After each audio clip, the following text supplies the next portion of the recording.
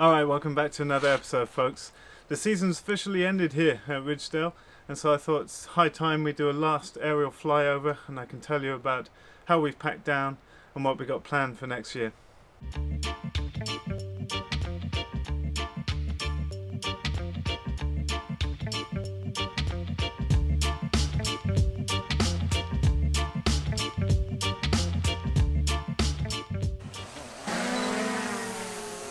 So we've been having some misty days, a lot of rain. It's been absolutely torrential this last part of the year. You can see most of the garden has been super nicely put away this year after all the spruce seedlings that we had germinating. And I think if you look at the forest over here to the left, this was responsible for just an unprecedented amount of seeds due to the drought we had in 2018.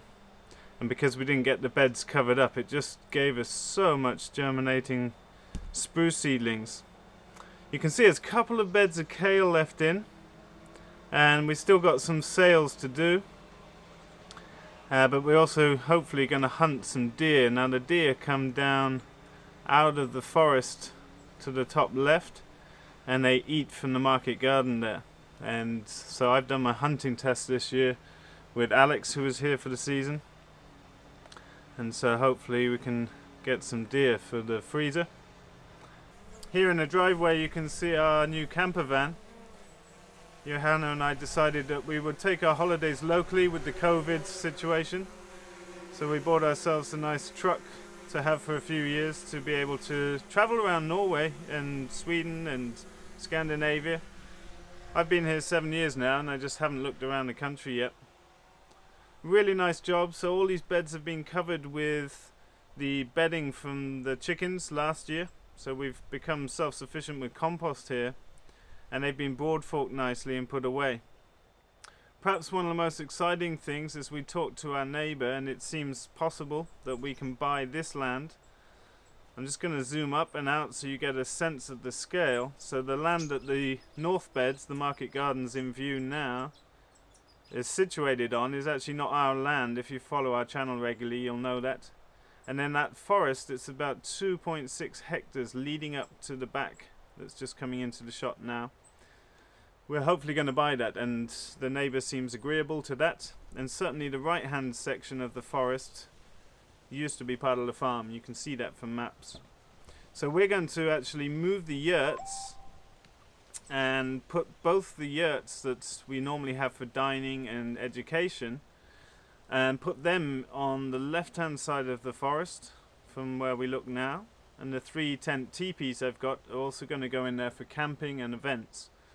And we've talked to Tent Teepee, and we're going to get 2 huge stratus, their biggest teepees that open out like a witch's hat, to replace these yurts, and that will give us the capacity to hold bigger trainings and pop-up restaurants. We're also going to put a camp kitchen inside the slaughtery next to the eating yurt to be able to have a better workflow there and allow people to see the chef more, put the chef in a central role on the farm. But it really saves us the market gardens, because the problem with this is the neighbour would cut the forest soon and destroy our gardens in the stacking of the lumber. So what we want to do is keep this timber in place. As long as we don't get any of the beetle, we should be able to keep this forest here. You can see it's got an access path up the middle, and then to the left of the shot is where I would put the yurts. I would clear a little bit of trees to be able to get some light down in there. But it's a mid-age forest that goes up to the back of what's nut field for us. We'll just zoom around the back and have a look at that. Now it's raining at the moment, so it might obscure the lens at some point. I'll just spin us around. You'll get a sense of what that will do for our farm to have all this forestry. So that backs on to the top of Nutfield. There's a little bit of a clearing at the top where they've taken some trees on the right hand side here. But a couple of little streams running through here. It's a very beautiful space, and having cut our forestry, which if we zoom over here you'll see up to the left, I really miss having bigger trees, and so it really feels special to be able to buy this land back to the farm and to be able to open up another enterprise as well as host people. We get so many emails from people wanting to visit the farm and we just haven't been able to host them. So we're thinking of setting up a camping, and then our farm chef will supply meals as an add-on, and people can check out the farm and see how we do things. Just going over Nutfield where we've been grazing through lately, and you can see a bit of mud and disturbance from the eggmobiles. Eggmobiles have now been put away. They've been power washed to clean the inside a bit, and they're sitting here in the front of Topfield where we usually keep them for the winter ready for filling up again. We take the truck up to the turning circle that you see up here and then load the new hens in. But however, this winter I'm planning to build 2 new eggmobiles that meet all EU regulations, low cost, ATV powered. I'll make videos about that as we go, but I'm looking to make sub €5,000 350 to 400 bird eggmobiles that can hold full automation for lights, doors, nests, with roll-away nest boxes with a roller. You can see the ewes, they're huddling over close to Winston and the other ram who is in this forest paddock. We're going to take that small ram now because Winston is better and in full health, and put Winston back in with the ewes. Cows are in their winter paddocks already. We have so much winter feed that the cows are in the forest here, and that gives them good access to water and a lot of shelter from the weather. We still got some grazing over on the neighbour's land here that we never actually got to, but we'll take that early in spring.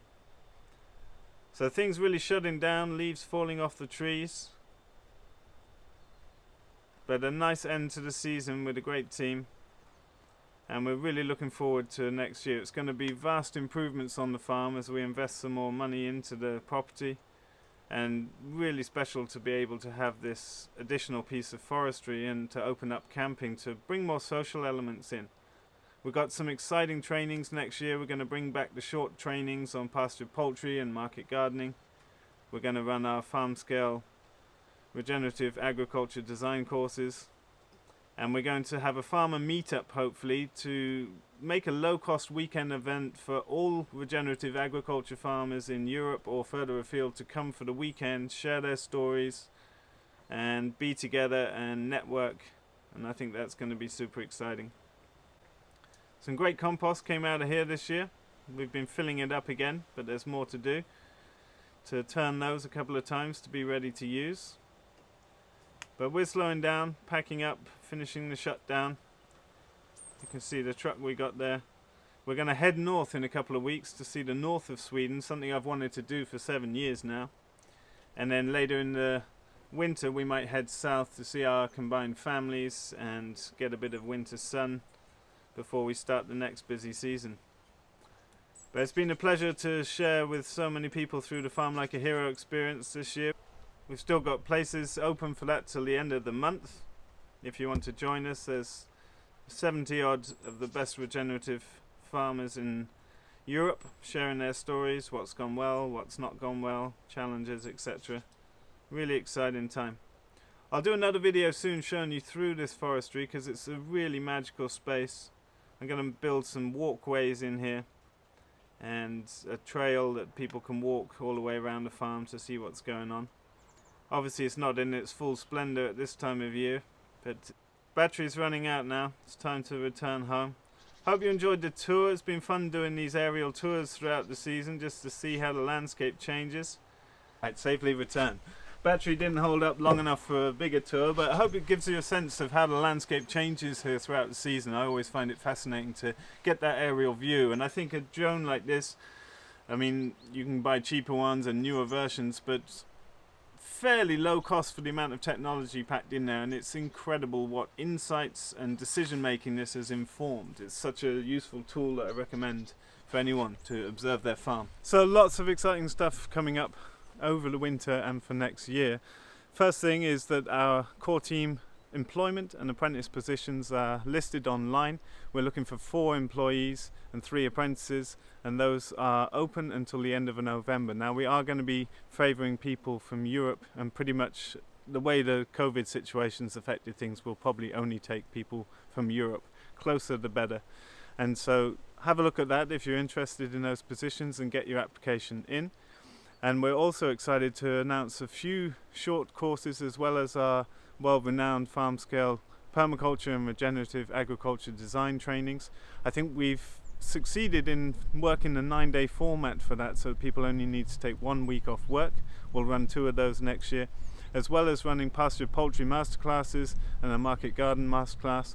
Something I'm really excited to talk about is the farmer meetup, and so we want to make a really low-cost weekend event for hundreds of producers to come here and share their stories, connect and collaborate for the future.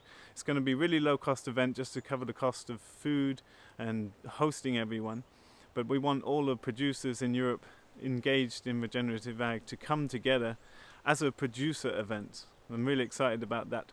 We've also decided to make our open days in Swedish for our local consumers and customers, but I've decided to run a couple of all-day farm tours with meals on the farm from farm food, and that's to benefit the people who don't have time to come on a full training but want to have a good look around the farm and really understand the systems and our approach to agriculture. So we'll have 2 or 3 of those in next year's schedule. All those things will be posted online in the coming weeks as we firm up the dates. I think this year's been critical to have some rest and to take some time out to get perspective on the work I'm doing and where I'm putting my focus, but to take some rest from the relentless pace we've had for 7 years now. It's been really emotional year, but it's been really good, and I feel more excited than I have done for years, which is fantastic. So lots of things to look out for. I'm also going to hopefully finish recording the audiobook of Regenerative Agriculture, as well as getting that in an easier format for people in the US and Canada to shop. And so stay posted for those things. Look forward to seeing you in a video soon. Bye for now.